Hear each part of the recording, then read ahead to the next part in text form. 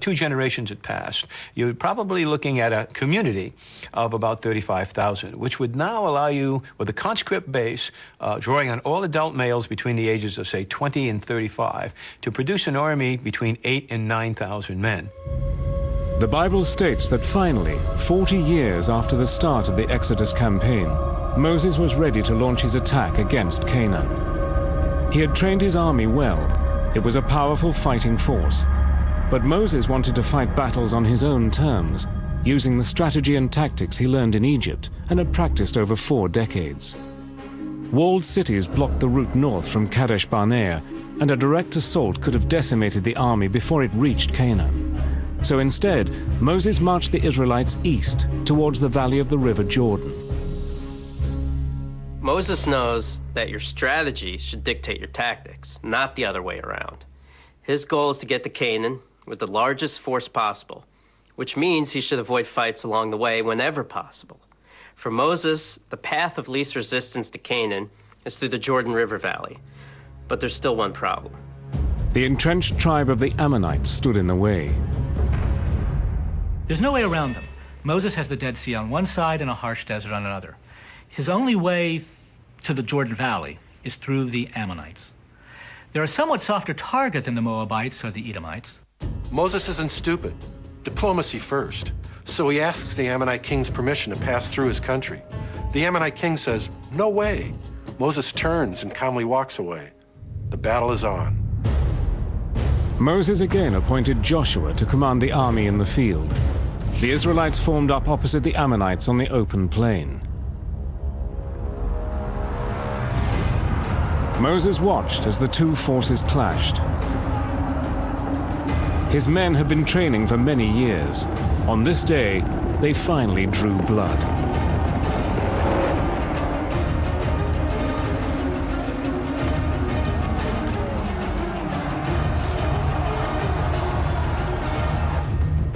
The Israelites' heavy infantry smashed into the Ammonite front lines. Bones were shattered, limbs hacked off. The curved bronze swords of the light infantry slashed through opponents mercilessly. The ground underfoot was soon slick with spilt blood. The battle raged until darkness fell, but at the blood-soaked end, Moses' well-drilled force had won the day. We think that both armies are about the same size. So, what accounts for the Israelites' overwhelming victory? It comes down to training and tactics. We know that the Israelite army is built upon an Egyptian model. Divisions of varied forces that can fight as one. They're likely more mobile, more agile, and more disciplined than anything the Ammonites had ever seen. With the Ammonites annihilated, the Israelites swept across the Jordan Valley. They attacked and ravaged Canaan's neighbors in the land of Edom, Moab, and Gilead. So the Lord our God also delivered into our power King Og of Bashan with all his men, and we dealt them such a blow that no survivor was left. One element of the Jordan Valley campaign that stands out is its brutality. Again, the Bible describes what happened when these fortified towns were taken. It was often great slaughter, burning, destroying of the towns and flocks and animals. And so you ask yourself, why the need? Why the need for this kind of brutality? The Israelites don't want to live in the Jordan Valley. They're moving on to Canaan. So, the worst thing they can do from their perspective is to leave a hostile force at their back as they push forward. The only way to make sure this doesn't happen is to wipe out the population. Ruthless, yes, also practical. It wasn't only the men who were slaughtered, but also the women and the children. And before they entered Canaan, Moses had one more plan to execute, to turn against a people who had been his allies for 40 years.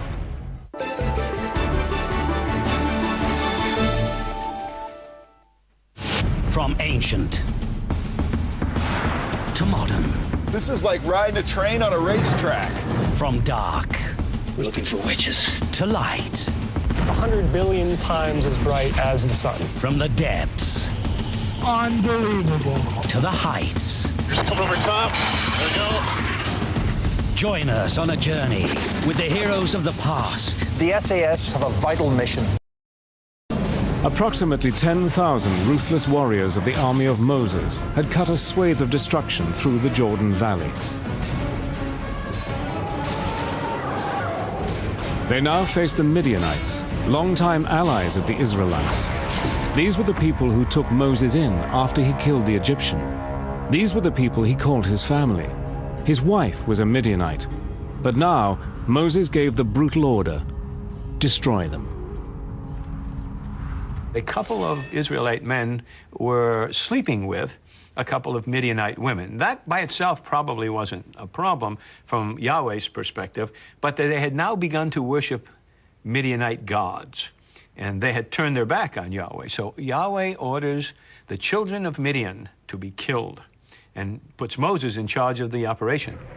Every Israelite soldier, led by a commander named Phinehas, marched to the Midian settlement. They destroy everything. They butcher all the men, burn all the houses, loot anything of value. The only thing Phinehas can't bring himself to do is kill the women and children.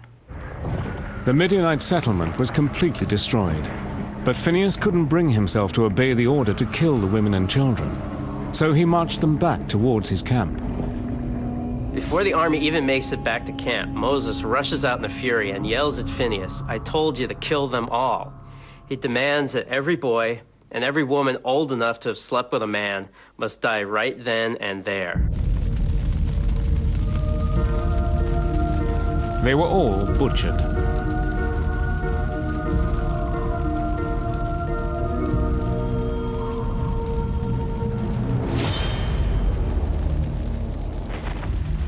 This is all a prelude to the invasion of Canaan, and Canaan will be a tougher nut to crack than the tribal societies of the Jordanian Valley. Best now to train the army for the horror it will face in the future.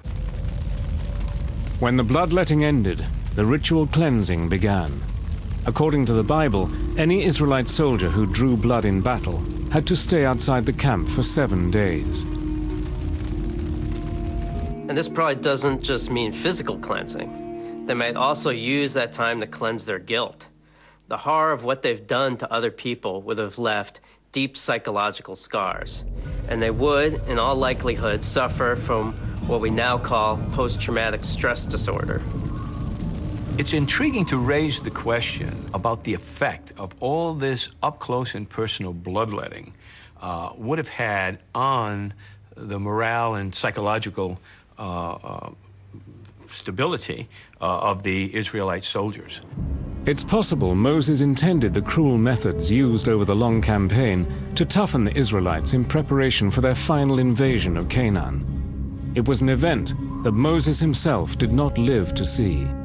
That very day the Lord spoke to Moses, "Ascend these heights of Abarim to Mount Nebo, which is in the land of Moab facing Jericho, and view the land of Canaan, which I am giving the Israelites as their holding. You shall die on the mountain that you are about to ascend." The Bible tells us that God lets Moses see Canaan from the top of Mount Nebo, but doesn't let him enter. Why? After everything that Moses has done in the service of God, it seems like cosmic injustice that he's denied entrance to the Promised Land. The only explanation the Bible gives is that one time Moses showed a lack of faith and struck a rock with his staff in frustration. And it makes you think, wow, the Old Testament God is strict, but come on. So, one has to wonder, what's really going on here? Some historians speculate that there may be another reason why Moses never set foot in the Promised Land. There'd been a lot of suffering and a lot of bad decisions made on this great trek. The extermination of peoples such as the Midianites and attacks, plus attacks on their own Israelites by Moses and his Praetorian God of the Levites, that there's been some speculation that the real reason Moses never made it to the Promised Land is that he was killed by his own people, that they just had enough of this and just rose up and killed him. On the question of such a murder, the Bible is silent. There's not a scintilla of evidence to support this perspective. It just seems that it's a kind of logical consequence to ask, why would a God kill a servant who has spent 40 years or more in his service for what seems to be a minor ritual sin of striking the rock with one's staff? So it's the illogic It's the almost absurdity of the biblical explanation that has led scholars to speculate that Moses have met his end at the hands of his own people rather than at the hands of Yahweh himself. Regardless of how Moses died, the conquest of Canaan would inevitably fall to the succeeding generation. The Israelite general Joshua continued the savage but effective methods of Moses in the ongoing quest to occupy the Promised Land. Throughout the centuries, there have been fine examples of the ability to outmaneuver an enemy without actually engaging him, as Moses did when the Israelites evaded the Egyptians. One example is Chief Joseph of the Nez Perce Indian tribe. 1877, 2,000 U.S. cavalry tried to force the tribe, around 800, back onto the Indian reservation.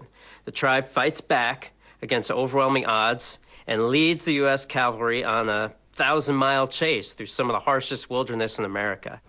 At one point, the U.S. General Sturgis believes he has Chief Joseph trapped. But like Moses, Chief Joseph feigns one way and moves another to allow his people a chance to escape. Unlike the Israelites, however, the Nez Perce are eventually captured.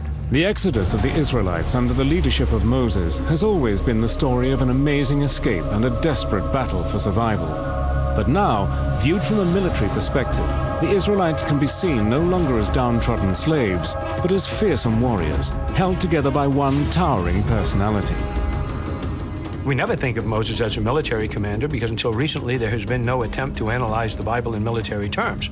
But when you do look at it that way, you'll find that this was a man who organized the Israelites, which had a completely trained military arm, on his way out of Egypt. This is a man who sacked the city, a man who deceived Pharaoh, and then later on completely reformed the Israel military arm into a first-rate fighting force. Moses led his people to freedom and to a new homeland. He was not only a man of God, but also a man of the sword.